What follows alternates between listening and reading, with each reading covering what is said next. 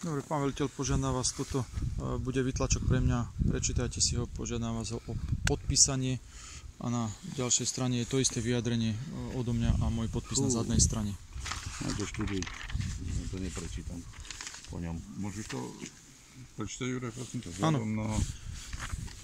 Vzhľadom na absenciu rozkazu prezidentky v tomto rozkaze, áno, v tomto konkrétnom, vo veci mimoriadneho výkonu služby, ktorej sa týka tento rozkaz, ho odmietam splniť z dôvodu, že takúto povinnosť mi ukladá paragraf 132 odstavec 5 zákona číslo 281 2015 zbierky zákonov. Dole napísané prevzal dňa 20.11.2020 veliteľ muničného skladu Nováky major inžinier Jozef Blaho. Vzadu, toto bude výtlačok pre mňa. Ja tam není podpísaný, ten pánov veliteľov je podpísaný tu vzadu a to isté je napísané na prednej strane. Môžem to zopakovať, prečítať, až chcete. Toto je tvoje, takže... Dobre, ja to poprosím, pán veliteľ. Prečo to máme čierno-bielo? Čo máte čierno-bielo? Toto, čo ty píšeš. Čierne pero mám. A prečo máš čierne pero?